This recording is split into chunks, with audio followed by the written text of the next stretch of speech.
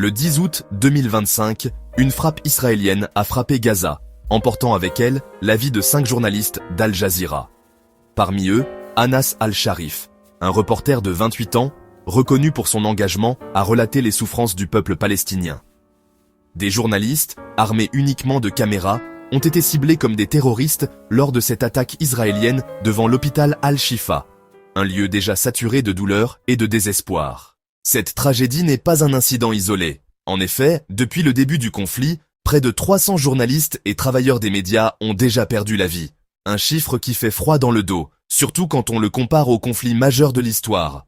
Par exemple, la guerre de Gaza a déjà causé la mort de plus de journalistes que ceux tués pendant la guerre civile américaine, les 2 guerres mondiales et d'autres conflits marquants. Ces chiffres révèlent une réalité tragique. Gaza est devenu un véritable cimetière pour les journalistes. Anas Al-Sharif n'était pas qu'un simple reporter.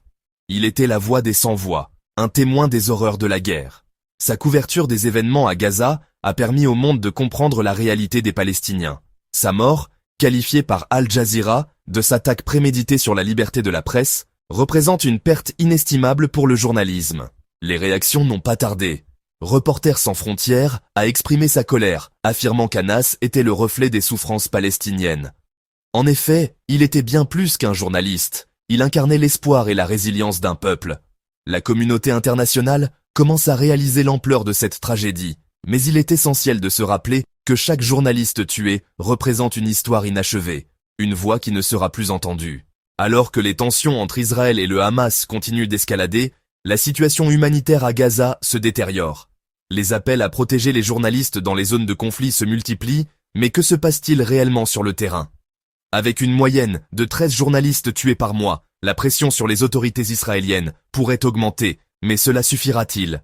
La voix d'Anas Al-Sharif, bien que tragiquement éteinte, continue de résonner à travers ses reportages. Son héritage est celui d'un courage indéfectible face à l'adversité. Alors que nous réfléchissons à ces événements, n'oublions pas l'importance de la liberté de la presse et le coût qu'elle peut avoir. Si ce genre d'histoire t'intrigue, abonne-toi, d'autres arrivent très vite.